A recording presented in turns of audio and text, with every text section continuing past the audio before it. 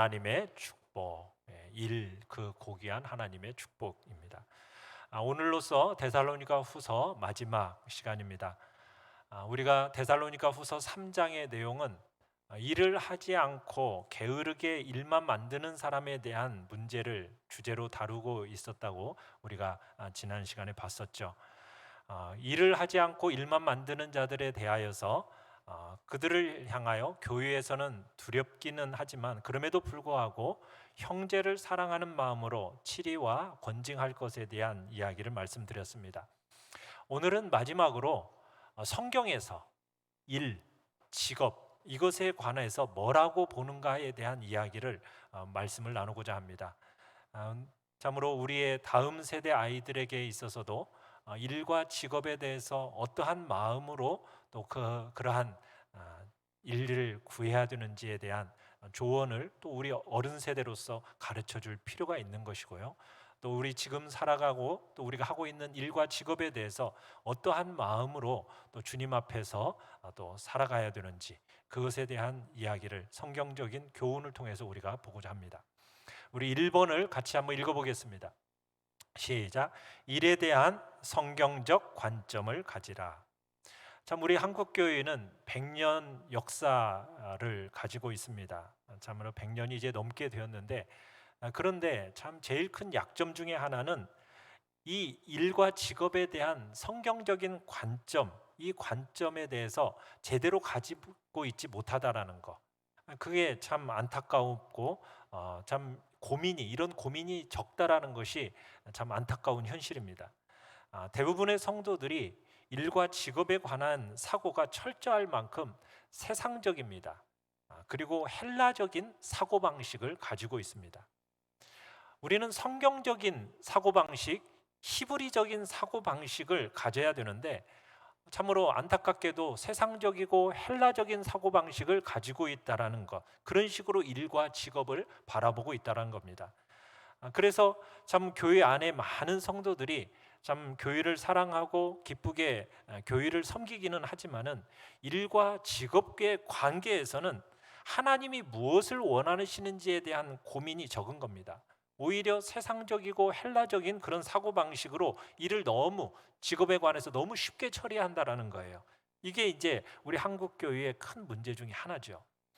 이건 참 우리 한국교회만의 문제가 아니죠. 온 세상을 지배하고 있는 이 헬라적인 관점이 뭔가 이것에 대해서 우리들이 알 필요가 있습니다. 그리스 신화에 따르면은 이 신들이 사람들을 만든 이유가 나오는데 사람을 왜 만들었느냐면 이 신들이 자기들이 하기 귀찮은 일을 시키려고 사람을 만들었다고 이야기를 하고 있습니다. 그러니까 신들이 귀찮아하는 일들을 하는 데 있어서 자기들이 하기는 그 일이 귀찮으니까 사람을 만들어서 그 일을 시키기 위해서 사람이 존재하게 되었다라는 거예요. 자, 그러니 여러분 우리 인간이 하는 일이 존영이고 축복일 수가 있겠습니까? 없겠습니까? 그런 사고방식으로서는 일과 직업이 그 일이 존영과 축복이 될 수가 없는 겁니다. 어떻게 보면 일이라는 것이 직업이라는 것이 인생에 있어서 최상의 삶을 위한 장애물이라고 생각하는 것이 바로 이 헬라 철학이 가지고 있는 이 가치관 속에 깔려 있는 내용입니다. 아리스토텔레스라는 철학자도 실업 상태야말로 인생의 가장 완전한 가치 있는 삶을 위한 전제 조건이다. 이런 식으로 공개적으로 말하기까지 했어요. 그러니까 직업이 없고 일을 안 해야 제일 가치 있는 인생의 전제 조건이다라고 이야기를 했다는 겁니다. 그러니 이 헬라 철학이 얼마나 일과 직업을 가볍게 다루고 있는지 우리가 알 수 있죠. 그러나 사랑하는 성도 여러분, 기독교는 그렇지 않습니다. 여러분 성경을 열자마자 제일 앞에 나오는 창세기 1장 1절 뭐라고 시작하고 있죠? 태초에 하나님이 천지를 창조하시니라. 성경을 열자마자 하나님을 우리에게 계시해 보여주시는데 어떤 하나님으로 보여주고 계십니까? 일을 하시는 하나님으로 우리에게 계시해 보여주시는 거예요. 그래서 예수님도 이 땅에 오셔서 뭐라고 얘기했느냐면 아버지가 일하니 나도 일한다. 이렇게 말씀을 하신 거예요. 그러니까 일이라는 것은 성경적인 관점에서 볼 때 사람을 위한 축복이요, 창조의 질서에서 가장 중요한 핵심이 바로 일이라는 겁니다. 그러니까 일이라는 것은 사람에게 있어서 본능적인 것 같아서 일을 통해서 기쁨을 얻게 되어 있고, 일을 통해서 보람을 얻고, 일을 통해서 어떤 존영을 얻게 되어 있다는 겁니다. 그래서 어떤 면에서 일이라는 것은 인생에 있어서 가장 본질적인 욕구와 같은 거다 말할 수 있는 거죠. 자, 그런데 또 헬라 철학에서는 이런 일에 대해서 또 어떻게 보느냐, 모든 일이 다 똑같은 것이 아니라 일에는 고상함과 귀한 일이 있고 일에는 천한 일과 보잘것없는 일이 있다, 이런 식으로 나누어 버렸습니다. 그러니까 일에 대한 차별적인 관점을 갖고 있는 것이 바로 이 헬라 철학의 사고예요. 그래서 이 헬라 철학에서는 철학, 또 정치, 또 예술, 이런 것들은 아주 고상한 일이라고 여겨서 엘리트들이나 또 능력이 출중한 사람들이 해야 될 일이라고 봤습니다. 그에 반해서 몸을 사용하는 일, 요즘으로 말하면 3D 직업이라고 할 수 있겠죠. 그 허드렛 일을 하는 사람들은 노예들이나 낮은 신분의 사람들이 하는 그런 일에 적절하다라고 본 겁니다. 그러니까 일이라는 것을 차별적으로 생각한 거죠. 그런데 이런 생각은 여러분 우리 한국 사회에서도 동일하게 그대로 녹아 있다라는 거 여러분 우리가 다 느끼시죠? 그러니까 이게 다 전부 헬라적인 사고 방식들이 만들어낸 겁니다. 근데 우리 기독교인들조차도 그런 사고 방식에 젖어 있는 거죠. 그러나 성경은 일에 대해서 그렇게 얘기하지 않습니다. 일이 고상한 일이 있고 천한 일이 있다? 성경은 절대로 그렇게 얘기하지 않습니다. 하나님의 성령의 은혜 안에서 거듭나고 눈이 열리고, 그리고 하나님의 성령의 도움을 의지하고 성령님과 함께 여러분의 몸으로 하는 어떤 일이든 여러분 그 일은 신령한 영적 제사다. 이게 성경의 가르침입니다. 여러분, 하나님께서 죄 중에 죽어가는 우리 인생들을 그냥 내버려 두지 아니하시고 자신의 사랑하는 독생자, 한 분밖에 없는 독생하신 하나님을 이 땅에 보내주시지 않았습니까? 자, 하나밖에 없는 독생하신 그 아들 하나를 이 땅에 보내주셨을 때 여러분이 하나님 아버지라면은 어떤 직업을 주셨겠어요? 어떤 직업을 주고 싶으십니까? 그런데 이 땅에 오신 예수님은 직업이 뭐였죠? 목수였습니다. 목수로 이 땅에 보냄을 받은 거예요. 이 세상에 무슨 출중한 세계적인 석학 중에 한 사람이 아니었습니다. 예수님은 목수로 이 땅에 보냄을 받은 거예요. 하나님 아버지는 자신의 아들을 목수로 이 땅에 보내신 겁니다. 그러니까 하나님의 눈에 있어서는 가치 있고 고상한 일, 천하고 보잘것없는 일, 여러분 이런 차별이 없다라는 거예요. 누가 열린 눈을 가지고 신령하게 있는가? 여러분 이게 핵심인 거죠. 일의 천함과 고상함을 나눈다라는 것은 성경의 가르침이 아닙니다. 그건 다 헬라 철학의 가르침이고 그건 세상적인 가르침인 거예요. 여러분, 종교개혁 시대에 마틴 루터가 설교단 위에서 성도들에게 부지런히 가르쳤습니다. 중세시대 하면은 여러분 이 목회를 성직으로 생각하고 나머지 다른 일들은 다 세속적인 일, 세상의 일이라고 생각을 했어요. 그런 중세시대에 이 마틴 루터가 뭐라고 가르쳤습니까? 여러분들이 목동으로서 소의 젖을 짜는 것과 제가 단에서 하나님의 말씀을 선포하는 것은 똑같이 하나님을 영화롭게 하는 영적인 제사입니다. 이렇게 가르친 거예요. 여러분 이게 기독교입니다. 여러분 신분, 지위, 수입으로 여러분의 하고 있는 일의 가치와 고상함과 훌륭함이 결정되는 게 아니라는 얘기입니다. 그렇게 성경은 말하고 있지 않습니다. 내가 어떤 사람인가가 중요한 거예요. 내가 어떤 사람으로서 어떤 중심을 담아서 일을 하고 있는가, 그게 그 가치를 좌우한다라고 성경은 말씀하고 있는 겁니다. 자, 2번 같이 한번 읽어보겠습니다. 2번입니다. 시작. 일의 가치와 복됨을 회복시키라.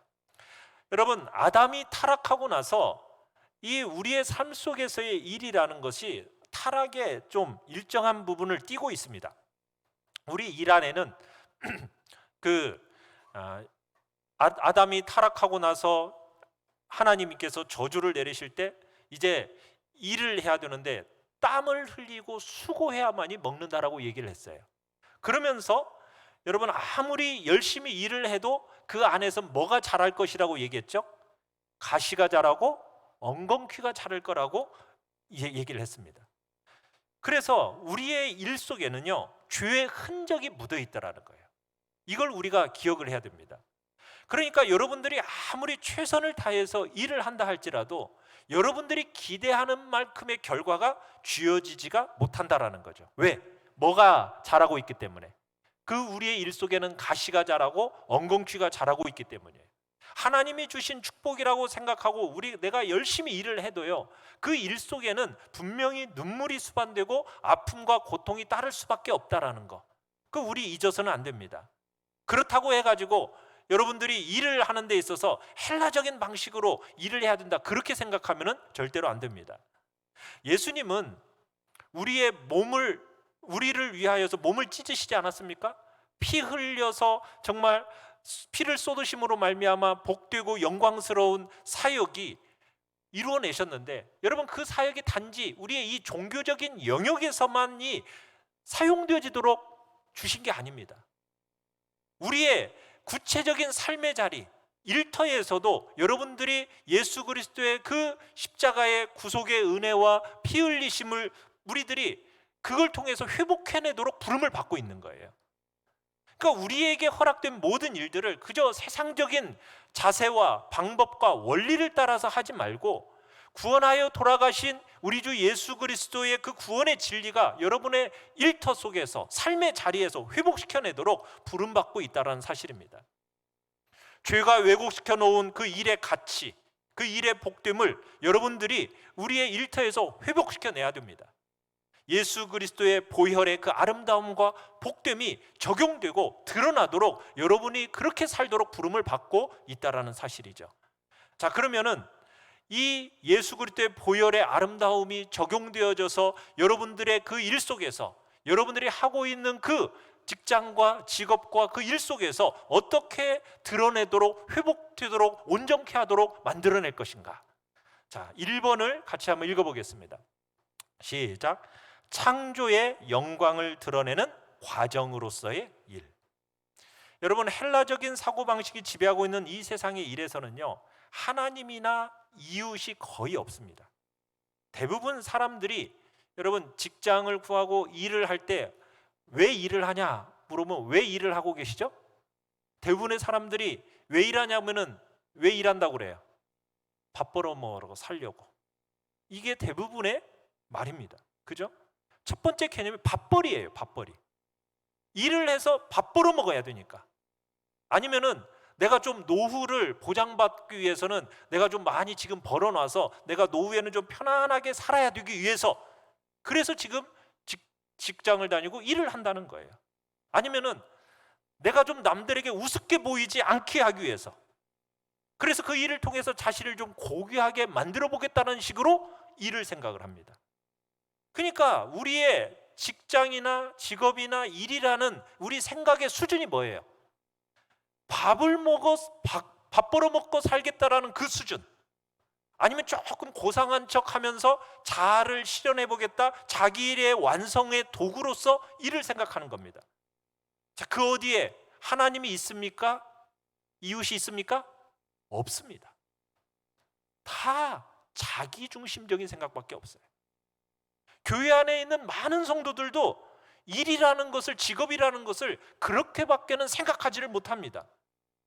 직장을 구할 때 몸부림치는데 뭘로 몸부림을 치는 겁니까? 어떻게 하면 내가 남들 보기에 버젓한 직장이 될까? 어디서 좀 돈 많이 주는 직장일까? 아니면 어떤 사람들로부터 내가 인정받을 수 있는 직장이 될까? 그런 직장이라고만 생각이 되면 어디든지 들어가겠다라는 거예요. 그 직업을 가지고 내 믿음을 적용해 보겠다라는 몸부림치는 과정이 없다라는 얘기입니다. 사랑하는 성도 여러분, 일하시는 하나님께서 우리에게 일을 주셨습니다. 생육하고 번성하여 땅에 충만하라, 땅을 정복하라. 땅과 하늘에 있는 모든 생물을 다스리라, 통치하라, 우리에게 일을 주셨어요. 여러분, 땅을 정복하라고 하니까 막 정복이 뭐 요즘처럼 막 다 훼손하고 파괴하고 폭력적으로 그렇게 하란 얘기일까요? 그 얘기가 아닙니다. 정복이라는 단어가 좀 착취의 느낌이 있긴 하지만 우리에게 정복하라는 말을 할 때는 그런 얘기를 하는 게 아니었어요.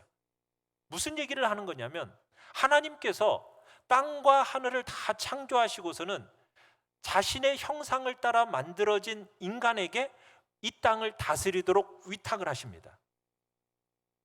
하나님은 세상 모든 만물을 사람을 통해서 다스리고자 하신 거예요. 그런데 그 다스림을 통해서 뭐가 드러나기를 원하셨느냐면, 하나님이 창조하신 이 세계의 모든 아름다움이 드러나기를 원하셨습니다. 하나님이 창조의 모든 아름다움을 아직 다 드러내지 않으셨거든요. 그래서 사람으로 하여금 이 땅을 다스리면서 창조의 아름다움과 그 영광, 잠재력, 풍부한 부요, 이런 것들을 사람을 통해서 끄집어내기를 원하셨던 거예요. 그러면서 사람으로 하여금 그 창조의 영광에 참여하기를 기대하셨던 겁니다. 그 축복으로 우리에게 주어진 게 일이에요. 일. 그러니까 하나님이 창조하시고서는 그 창조의 영광을 홀로 다 가져버리신 게 아니라 티끌 같은 우리로 하여금 그 창조의 영광에 함께 동참하도록 하시기 위해서 일을 주신 겁니다. 그래서 그 일을 통해서 하나님의 그 창조의 영광을 함께 맛보고 영광을 드러내도록 하기 위해서 하나님께서 우리에게 일과 직업을 주신 거예요. 그러면은 여러분, 우리에게 주어진 일, 그 직업이라는 것은 누구하고 연결되어져 있는 겁니까? 하나님과 연결되어져 있는 거예요. 하나님께서 이 세상에 심어놓으신 그 잠재적인 복됨과 부요를 잘 끄집어내어서 풍성하게 드러내도록 하기 위해서 하나님께서 우리에게 일을 주셨다는 얘기입니다. 자, 한번 생각을 해보십시다. 요즘같이 과학이 많이 발전하지 않으셨습니까? 과학이 많이 발전하면서 무수한 발명품들이 나오고 있어요. 자, 여러분, 그런데 이 발명품들의 대부분이 어디에서 나왔을까요? 이 과학자들의 머리가 좋아가지고 자기 머리에서 막 툭툭 튀어나왔을까요? 아닙니다. 대부분의 과학자들은 창조의 세계를 잘 보면서 그 속에 있는 원리들을 가져다가 만들어낸 것이 오늘날 우리가 사용하고 있는 대부분의 발명품들입니다. 그러니까 과학자들이 창조의 세계를 바라보면서 그 창조의 원리를 잘 보면서 거기서 끄집어내는 거예요. 원리를. 그것을 응용하고 선용해서 만들어낸 것이 우리가 지금 쓰고 있는 발명품들이요, 과학이라는 거예요. 그러니까 하나님은 일을 통해서 우리로 하여금 창조의 영역 안에 참여시키고 싶어 하시는 거예요. 그런 면에서 여러분들의 하고 있는 일 하나하나가 누구와 연결되어 있다고요? 하나님과 연결되어 있고 직결되어 있다는 것을 여러분들이 잊어서는 안 된다는 겁니다. 두 번째입니다. 2번 같이 한번 읽어보겠습니다. 시작. 이웃을 사랑하는 도구로서의 일. 자, 여러분들이 하고 있는 일들은 여러분들 혼자 독자적으로 할 수 있는 일입니까? 아니면은 다른 사람들과 항상 연결되어 있는 일입니까? 다 다른 사람들하고 다 연결이 되어 있어요. 혼자 한 사람만 열심히 한다고 되는 것 아무것도 없습니다. 자, 그런데 헬라적인 사고방식에 찌들어 있는 이 세상은요, 자기 일 가지고 오로지 자기만 생각해요. 철저하게 내가 먹고 사는 거, 아니면은 내 미래를 준비하는 거, 내 가족들 먹여 살리는 거, 거기다 조금 여유가 있으면은 내 친지들까지 돌보는 정도의 수단으로서 그 일을 국한시켜 놓습니다. 여러분, 그런데 그 어디에 지금 이웃이라는 개념이 들어가 있습니까? 그렇게 생각하는 거기에는 개념이 없어요. 이웃이라는 개념이 없어요. 그런데 하나님께서 우리에게 일을 주셨을 때는 그 일을 통해서 뭘 하기를 원하시는 걸까요? 이웃을 사랑하고 이웃을 섬기고 이웃을 봉양하고 부요하게 하는 그런 개념으로서 일을 주시는 겁니다. 그런데 세상의 개념 속에서는 그 일이 다 빠져버렸어요. 그래서 세상이 이렇게 어리석은 거예요. 일이라는 개념을 그냥 오로지 자기만 생각하는 겁니다. 그래서 돈만 되면은 뭐든지 하는 거예요. 상대가 아무리 아프고 고통스러워도 돈만 되면은 뭐든지 하는 겁니다. 그래서 그 사람을 착취하거나 빼앗아서라도 자기만을 부욕해 하면 된다는 식으로 일들을 전부 전락시켜 놔버렸기 때문에 여러분, 그래서 이 많은 수많은 고통들이 이 땅 가운데 있게 되는 거 아닙니까? 왜 사건 사고들이 이렇게 많이 일어납니까? 다 인재라고 그러잖아요. 그죠? 무슨 이 사건만 터지면 다 인재래. 왜요? 이런 개념이 없기 때문이에요. 이웃을 생각하는 개념이 없이 오로지 내 돈벌이만 생각하는 겁니다. 이게 세상의 질서예요. 그러나 사랑하는 성도 여러분, 우리가 하는 어떤 일도 이웃 없이는 가치가 없습니다. 의미가 없는 겁니다. 다 이웃과 연결이 되어 있는 거예요. 그래서 성경은 우리가 이를 통해서 다른 사람들을 보살피고, 다른 사람들을 먹이고, 다른 사람들을 입히고, 다른 사람에게 잠자리를 제공해주고, 다른 사람의 필요를 공급하도록 하나님께서 우리에게 일을 주셨다라는 거예요. 성도로서 이런 열린 눈을 가지고 일을 해야 되는 겁니다. 그런 순간부터 여러분, 하나님을 사랑하고 이웃을 사랑하는 실천이 이루어지게 되는 거거든요. 그저 우리가 일을 해서 밥벌이 해먹겠다라는 돈벌이로만 생각한다면 여러분, 안 됩니다. 물론 뭐 돈 많이 벌어서 그 돈 번 돈으로 내가 다른 사람 도와주겠다, 여러분 그것도 뭐 좋은 일이긴 하겠지만 그것만을 얘기하는 게 아니에요. 여러분이 하고 있는 일 자체가 이웃을 보살피는 일이요, 이웃을 돌보는 일이는 거예요. 여러분들이 이웃을 사랑하는 너무 중요한 도구가 바로 여러분이 하고 있는 일이다라고 성경은 이야기하고 있는 겁니다. 어떻습니까? 여러분은 그런 개념으로 여러분들이 하고 있는 일들을 보고 계십니까? 그렇게 보지 않고 살아왔기 때문에 오늘 우리 이 시대가 이런 거예요. 여러분들 참 나이 드신 분들은 다 새마을 운동을 알잖아요. 새마을 운동하면서 노래 막 불러왔죠. 잘 살아보세. 잘 살게 되었습니다. 그죠? 얼마나 잘 살게 되었어요. 우리나라 얼마나 잘 살게 되었습니까? 자, 그런데 행복해 합니까? 행복해하지 않아요. 왜요? 눈이 안 열리고 눈이 안 바뀌니까. 일을 왜 하는지를 모르니까, 제대로 가르쳐 주지를 않으니까. 그러니까는 너무 많은 사람들이 잘 살게 되었는데도 행복해하지를 않는 것입니다. 하나님께서 우리에게 주신 은사가 무엇인지를 고민해야 됩니다.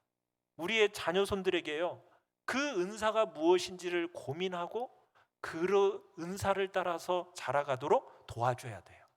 하나님의 각자에게 주신 은사를 따라서 어떤 삶을 살아야 될지를 고민해야 되는 겁니다. 그 고민을 따라서 어떻게 하면 그 은사와 그 부름을 따라서 이웃을 섬길까? 어떻게 하면 이웃을 복되게 할까? 어떻게 하면 이웃들에게 유익을 끼칠까?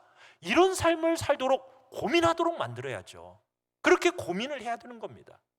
이웃들에게 좋고 이웃들에게 유익을 얻는 그런 일자리, 그저 내 밥벌이 하나 해먹겠다고 그런 식으로 고민하는 자리가 되어서는 안 된다는 얘기입니다.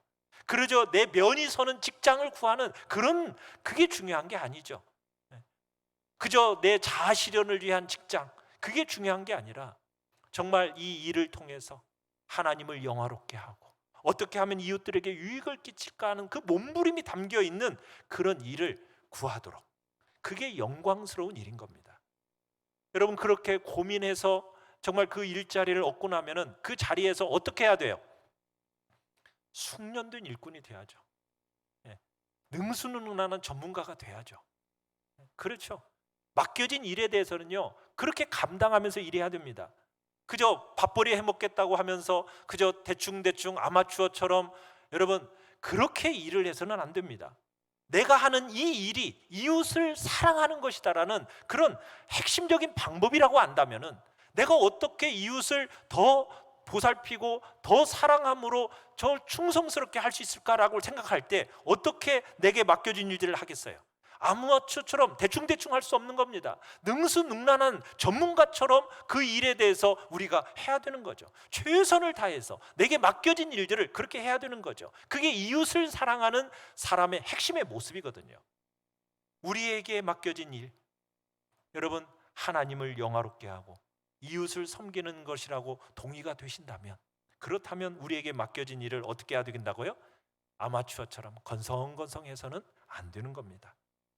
우리는 전문가처럼 어딘가 내놓아도 손색이 없는 그런 사람들로, 일꾼들로 우리가 되어야 됨을 성경은 우리에게 가르치고 있는 겁니다. 세 번째입니다. 시작. 적절한 쉼을 가지라. 여러분, 세상과 다른 눈을 가지고 일을 하면서 너무너무 중요한 게 뭐냐면 일만 중요하다고 성경은 말하지 않아요. 하나님께서 창조하셨죠. 며칠 동안 창조하셨죠? 6일 동안 창조하셨죠? 그리고 7일째는 뭐 하셨어요? 쉬셨습니다. 안식하셨습니다.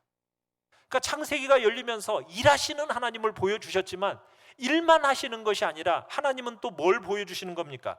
안식이라는 것이 무엇인지를 우리에게 가르쳐 주시는 거예요. 사람을 지으신 우리 아버지 하나님이 사람의 그 일이 영광스럽다라는 거 알지만은 안식과 쉼이 필요하다라는 것을 알고 계시는 거예요. 적절한 안식과 쉼, 이게 없으면요 우리의 인생은요 일이 막 빨아들어 버려요. 일에 빨려 들어가 버립니다. 거기에 몰입돼 버립니다. 그러면은 사람이 사람다울 수가 없거든요. 그래서 하나님은 일을 멈추고 쉬는 질서를 우리에게 가르쳐 주신 거예요. 일의 가치를 우리가 알지만은 우리가 때로 일을 멈추고 쉬어야 되는 거예요. 오늘과 같이 일을 멈추고 주님 앞에 우리가 나와서 예배를 드리는 겁니다. 우리가 일을 멈추고 참으로 하나님께서 주신 가족들과 시간을 갖는 겁니다. 우리가 일을 멈추고 피부치로 우리에게 허락하신 귀한 형제 자매들, 사랑하는 교회의 지체들의 아픔과 필요를 돌아봐야 되는 겁니다. 우리의 일을 멈추고 다른 사람을 돌보고 사랑하고 누리는 쉼으로써 우리에게 안식이라는 것을 주신 것이죠. 여러분, 일이라는 것이 너무나 가치 있는 것이지만 적절한 쉼을 가지라고 주님은 우리에게 말씀하고 계시는 겁니다. 이 땅을 살아가는 동안 여러분들이 안식일을 기억하고 지키셔야 됩니다. 이 안식을 선언하는 것이 무엇입니까? 내가 아무리 열심히 일한다고 해서 내가 먹고 사는 것 같지만 내가 내 힘으로 내 일이 먹고 살게 하는 게 아니라 결국 하나님이 나로 하여금 먹고 살게 하는 거다. 내 가족을 먹고 살게 하는 것도 내 직장이 먹고 살게 하는 게 아니라 결국에는 하나님이 먹고 살게 하시는 거다라는 그 순수한 고백과 신앙의 고백이 바로 안식일을 기억하여 거룩하게 지키는 겁니다. 여러분, 세상은 그렇지 않아요. 미친 듯이 달려갑니다. 그러나 우리는 그런 세상 속에서 멈춰야 됩니다. 안식을 선포해야 됩니다. 그것이 이 땅을 살리는 길이기 때문입니다. 자, 큰 세 번째 같이 한번 읽어보겠습니다. 시작. 일하기 싫어하거든 먹지도 말게 하라. 자, 일이라는 것을 이렇게 정의하고 나서 적용을 하는데 우리 10절을 같이 한번 보겠습니다. 10절입니다. 시작. 우리가 너희와 함께 있을 때에도 너희에게 명하기를 누구든지 일하기 싫어하거든 먹지도 말게 하라 하였더니. 자, 성경이 분명하게 말하는 대로 일의 존영과 아름다움을 모른 채 그저 게으르게 일하기 싫어하고 일만 만드는 사람에 대해서는 우리가 14절에서 봤던 것처럼 사귀지 말고 부끄럽게 하라는 권징과 치리에 대한 이야기가 있었어요. 그런데 일하기 싫어하는 사람에 대해서 뭐라고까지 얘기합니까? 일하기 싫어하거든 먹지도 말게 하라. 이게 성경의 분명한 기준입니다. 일하지 않으면서 그저 다른 사람들에게 그침없이 비치고 살아가는 그 인생을 합리화하고 정당화해서는 안 된다는 거예요. 우리는 땀 흘려야 됩니다. 일해야 됩니다. 남들을 섬기고 도울 수 있도록 우리는 일의 자리에 가야 됩니다. 그 일의 중요성을 초대교회는 어떻게 가르쳤습니까?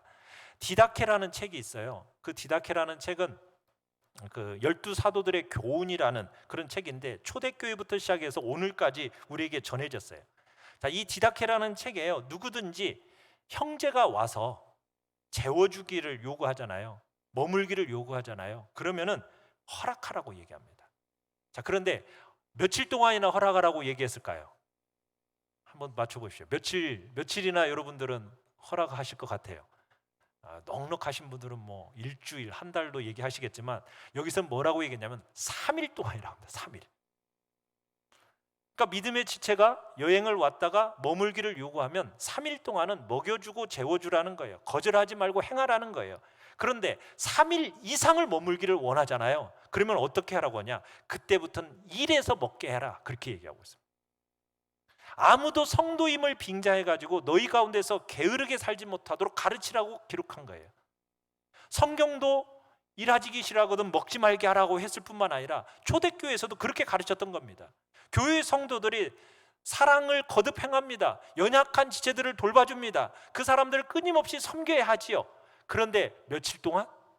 3일 동안 충분히 먹이고 입히고 재우되 3일 이상은 더 이상 있고 싶어 하면 어떻게 하라고요? 그 사람으로 하여금 일을 해서 땀 흘려 먹게 해라. 이렇게 얘기하고 있어요. 그러니까 우리는 사랑으로 이웃들을 섬기고 베푸는 공동체입니다. 그렇다고 해서 원칙 없는 공동체가 아니라는 거예요. 분명한 원칙이 있는 거죠. 일을 해야 되는 거예요.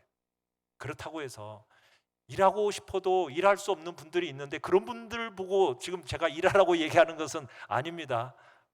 이제 몸이 아프신 분들, 또 이제 나이가 드셔서 더 이상 일할 수 없는 분들에게 제가 일하라고 제가 권면하는 건 아니고, 여러분들의 삶의 자리에서 지금 성경적인 원리들을 얘기하는 거예요. 이제 그런 분들에 대해서는 또 우리 교회가 책임지고 사랑을 흘려 보내야죠. 그저 재물을 쌓아두기만 하지 말 것이 아니라, 쌓아두기만 하는 것이 아니라 흘려 보내는 작업들을 또한 우리가 해야 되는 겁니다. 피부치같이 여겨지는 참으로 성도들을, 필요를 가진 이웃들을 섬기고 정말 돌보도록 재물을 사용하는 것은 말할 것도 없죠. 자, 네 번째를 같이 한번 읽어보겠습니다. 4번입니다. 시작. 선을 행하다가 낙심하지 말라. 자, 일과 재물과 관계에서 하나 더 주목해야 할 권면이 있습니다. 13절입니다. 13절 시작. 형제들아 너희는 선을 행하다가 낙심하지 말라. 자, 일이 어떤 것인지에 대해서 성경적인 관점을 가졌는데 그 성경적인 관점을 가지고 이 땅을 살아간다라는 것이요, 그렇게 만만치가 않아요. 세상 사람들은 뭐라고 해야 합니까? 지가 세상을 몰라서 그래. 한번 살아봐. 얼마나 힘든지 하면서 손가락질하고 막 비웃고 조롱할 때가 있어요. 여러분, 그럴 때 낙심하지 말라는 거예요. 하나님의 때를 한번 기다려보고 그리고 말씀이 가르치는 대로 한번 해보라는 거예요. 안 된다고 생각하지 말라는 거예요. 왜? 이 세상의 주인은 누구이시기 때문에? 하나님이시니까. 하나님이 다스리시니까. 헬라 철학과 같은 주인, 그게 주인이 아니잖아요. 하나님이 우리의 주인인 세상입니다. 그러니까 선을 행하다가 낙심하지 말라. 이제 또 이런 것이 있어요. 우리가 그래, 성경에서는 그래 이웃에게 흘려 보내야 한다고 하니 그래 내가 열심히 모아서 내가 다른 사람을 좀 섬겨봐야지, 그러면서 마음을 기울여 가지고 정말 쓰고 싶은 거 하고 싶은 거 안 하고 정말 모아가지고 그 돈을 이웃에게 딱 흘려 보냈어요. 그래가지고 그 사람에게 그 흘려보낸 것을 어떻게 쓰는가 봤더니 이게 내가 기대하는 것과는 다르게 엉뚱하게 쓰는 거예요. 여러분, 그러고 나면은 그 다음에는 그 사람 돕고 싶어요? 안 돕고 싶어요?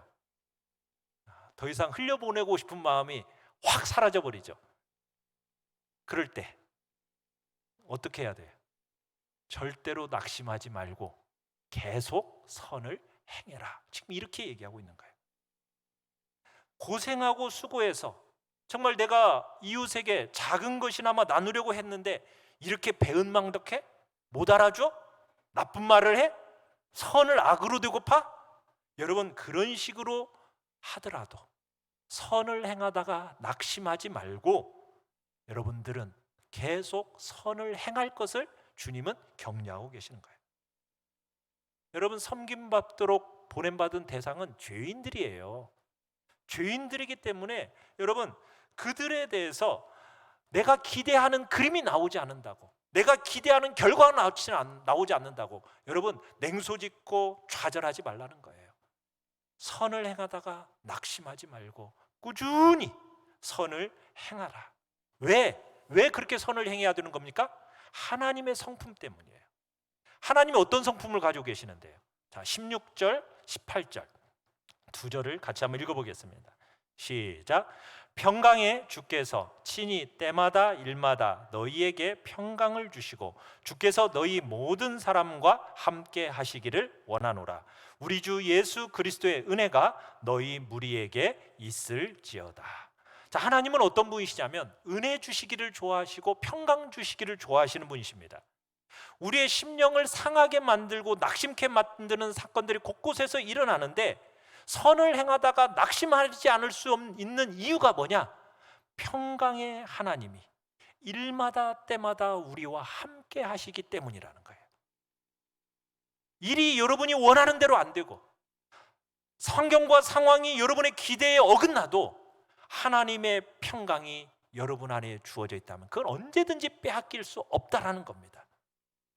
우리의 삶에 눈물이 있고 실패가 있고 질고가 있을지라도 하늘이 주는 평강은 어떤 시간, 어떤 장소에 관계없이 올 수 있기 때문에 너희들 선을 행하다가 낙심하지 말고 끝까지 선을 행해라, 지금 말씀하고 계시는 거예요. 그러면서 선을 행하다가 낙심하지 말아야 할 진짜 이유를 설명하고 있는데 이 권면이 무엇입니까? 16절에서 이렇게 얘기하는 거죠. 일마다 때마다 너에게 평강을 주시고, 자, 그 다음에 뭐라고 되어 있어요? 주께서 너희 모든 사람과 함께 하시기를 원하노라. 지금 기도하고 있죠. 데살로니가 성도들을 위하여 하나님이 너희와 함께 하시기를 원하노라. 사랑하는 성도 여러분, 하나님이 여러분과 함께 하고 계심을 믿으십니까? 우리를 사랑하는 하나님 아버지가 이 땅에 자신의 아들을 보내주시면서 이름을 예수라 하라, 또 하나의 이름 또 뭐라 하라고 하라 그랬죠? 임마누엘이라 하라. 임마누엘의 의미가 뭡니까? 하나님이 우리와 함께 계시다. 예수님이 이 땅에서 사셨어요. 공생애 동안 사시고 그리고는 부활 승천하시면서 마지막 순간에 제자들에게 지상명령을 선포하시면서 모든 민족을 제자로 삼으라 얘기하시고 마태복음 28장 20절 마지막에 뭐라고 얘기하고 있습니까? 볼지어다 내가 세상 끝날까지 너희와 항상 함께 있으리라 약속하고 계셔요. 여러분, 여호수아가 모세가 죽고 나서 60만 명의 장정들을 이끌고 이제 가나안 정복 전쟁을 해야 됩니다. 그런 순간에 얼마나 마음에 두려움이 가득 찼겠어요. 그때 우리 주님이 여호수아에게 뭐라고 말씀하셨습니까? 여호수아 1장 5절 9절 같이 한번 읽어볼까요? 시작.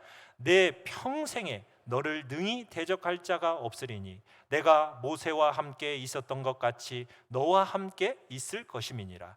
강하고 담대하라. 두려워하지 말며 놀라지 말라. 내가 어디로 가든지 내 하나님 여호와가 너와 함께 하느니라. 아멘. 여러분, 우리가 죄인을 섬깁니다. 죄가 깨트려 놓은 이 헬라 철학이 물들이고 있는 이 세상을 섬깁니다. 그러다 보니 우리가 선을 행하다가 여러분 낙심치 않을 수 없어요. 낙심을 안 할 수가 없습니다. 그런 상황과 그런 환경입니다. 그럼에도 불구하고 선을 행하다가 뭐 하지 말라고요? 낙심하지 말라고요. 낙심하지 않을 수 있는 이유가 뭐라고요? 하나님이 우리와 함께 하시기 때문에 우리를 결코 홀로 두시지 않습니다. 선을 행하는 우리와 함께 하시면서 우리의 모습을 다 보고 계십니다. 하나님께서 그런 자리를 통과하는 우리들에게 생생한 하나님의 임재의 영광으로 도우시고 동행하시니 절대로 선을 행하다가 낙심하지 말라 권면하고 계시는 거예요. 사랑하는 성도 여러분, 여러분이 하고 있는 그 일자리에 예수님의 피가 묻어나서 정말 일의 회복기 은혜가 일어나기를 바랍니다. 여러분들이 일을 하다가 낙심할 일이 생겼습니까? 결코 하나님이 여러분을 홀로 두지 않으시고 임재하시고 동행하시고 함께 걸어가신 줄 알고 여러분들이 믿음으로 그 자리에서 평강의 하나님을 신뢰함으로 평강 가운데 선을 낙심치 말고 행하심으로 하나님이 주시는 귀한 복된 부름의 역사가 여러분들을 통해서 아름답게 이루어내기를 간절히 축원합니다.